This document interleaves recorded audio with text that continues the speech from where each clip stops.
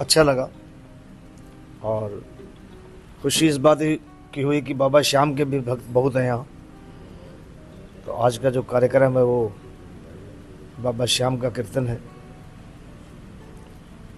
और इनके कथाएं हैं, बहुत सुंदर कथा है इनकी। महाभारत में शीश का दान देने पर वीर बर्बरीक, जो महाबली भीम के पोते थे, ये पौराणिक कथा है ये। और उस पर आधारित है कि इन्होंने अपना शीश का दान दिया तो भगवान श्री कृष्ण ने फिर उनको ये वरदान दिया। बहुत लंबी कथा है वो, कभी पढ़िएगा तो पता चलेगा। तो फिर इनका शीश का दान दिया जब इन्होंने धर्म को स्थापित करने के लिए, भगवान ने इनको वर दिया कि आप कलयुग में मेरे नाम से आपकी पूजा होगी। तो इस रूप में बाबा श्याम को सारे मानते हैं। मैं भी 29 में पहली बार जब गया था तो मेरे को इनके बारे कोई ज्ञान नहीं था। फिर मैंने बहुत पढ़ा इनके बारे में।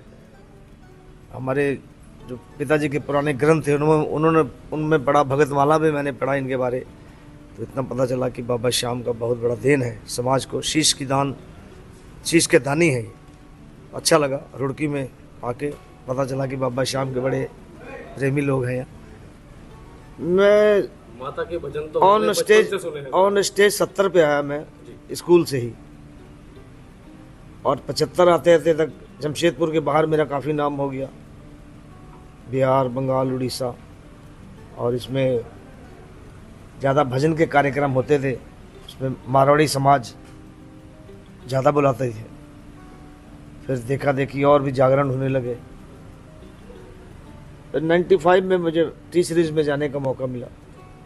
गुलशन कुमार जी लेके गए और आज जिस मुकाम पे मैं हूँ ये उनकी देन है।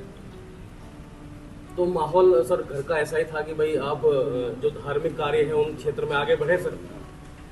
हाँ जी, मेरे माता पिता बहुत धार्मिक थे तो उनका संस्कारों का भी असर पड़ता है। और पहले गुरुद्वारा साहब में शब्द कीर्तन और गीत वगैरह, धार्मिक गीत गाते थे। फिर आस्ते आस्ते भजनों से जुड़ा हुआ। हमारे यहाँ जमशेदपुर में कावड़िया संघ जमशेदपुर एक संस्था थी, जिसमें ज़्यादा मारवाड़ी समाज के लोग थे। और वही मेरे खाटू भी वही लेके गए। पहली बार वो मेरे को लेके गए वहाँ देवघर, बाबा बैद्यनाथ 29 में। तो 29 के 28 में गए हम शायद पहली बार सावन में। भोलेनाथ की कृपा हुई, कांवड़ के रूप में सेवा भी की और भजनों में भी उनके बहुत आनंद मिला। इसलिए मेरी नेहरू स्टेडियम में आप कौन सा भजन जो जनता सुनने को बेकरार रहेगी, कौन सा? अभी कौन सा ऐसा तो हम उनको ऐसा कौन सा नहीं। वैसे एक भजन केसरी के लाल वाला हमारा जो बहुत वायरल हुआ, हमारा जो बहुत सारे भजन है जो वायरल हुए। मेरे शीश के दानी का सारे जग में टंका बाजे, इससे सोच रहे कि शुरुआत करें या फिर शाम की चौपाइयों से करेंगे। और मतलब कुल मिला के मैं कोशिश करूंगा कि जितने भी भक्तगण हैं वो मुझसे निराश ना हो। सर अपनी आवाज में 2 लाइन में हमारे दर्शक आपको देख रहे हैं। केसरी के लाल तो रात में सुनाएंगे आप। चलिए यहाँ तो बाबा श्याम के बारे में सुनाऊंगा। बाबा श्याम का एक भजन, एक तो नहीं काफ़ी मैंने गाए हैं।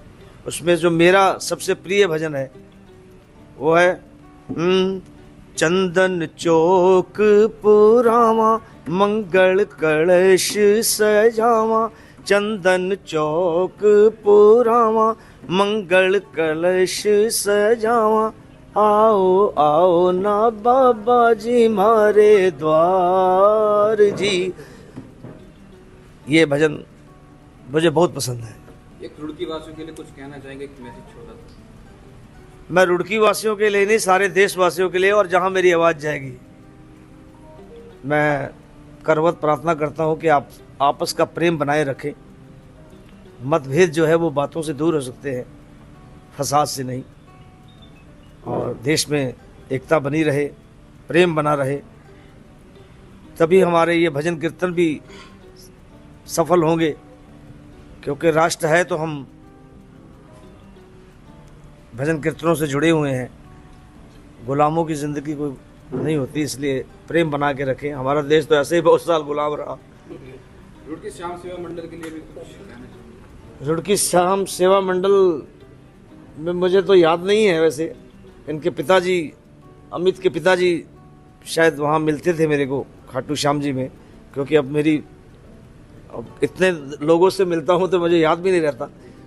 इन्होंने रात में एक तस्वीर मेरे को दिखाई अपने फादर की, तो थोड़ी सी मेरी समझ में आया कि ये श्याम प्रेमी जो है वो रुड़की के हैं और ये वहाँ दिल्ली गढ़ वाली धर्मशाला में मिलते थे हमसे।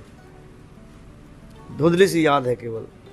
और ये इसकी बहुत इच्छा थी कि बाबा श्याम का यहाँ कीर्तन हो, उसका प्रयास सफल हुआ। हमें भी बाबा ने शक्ति दी कि हम रुड़की आए और खूब बाबा श्याम की कृपा बने रहे रुड़की वालों पर। बस वही प्रार्थना है कि आपसी प्रेम बना के रखें, हम जहाँ भी हैं, जैसे भी हैं, अपने धर्म में रहें, दूसरे धर्मों का भी आदर करें। जय माता दी, जय